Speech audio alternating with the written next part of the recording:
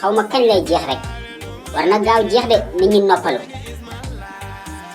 li mu yàq moo bari korite gi de baalu ak sax defuma ko ndax ragal ñu cas communautaire ma. salaamaaleykum mon père noo def. waaw maa fii na nga def. ça va bien maa ngi si jàmm waa papa yow dégg nga anglais. sama copain bi nekk États-Unis moo ma yónnee lettre te man français laay jàng. moo tax ma bëgg ko ma ko liiral. mais bien sûr maa fii waxal alhamdulilah booy man anglais dama koy làkk comme ndox dama koy làkk bay direeku di daaj përier laa la wax. mo waa université sax dañ daan ñëw ma leen di jox ay cours mais danga may fay nag de jox ma junni ma liiral la lettre bi. waa d'accord dina la jox 5000 francs.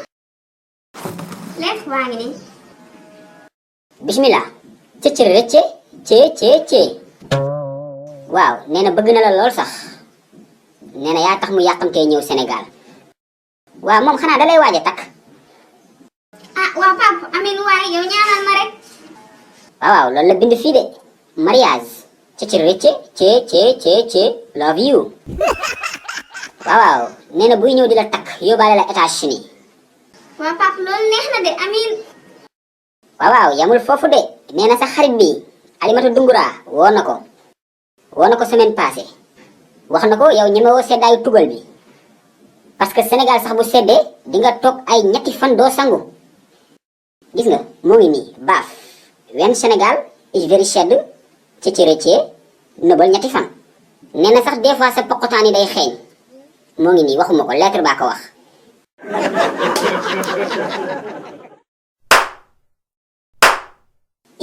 mbéj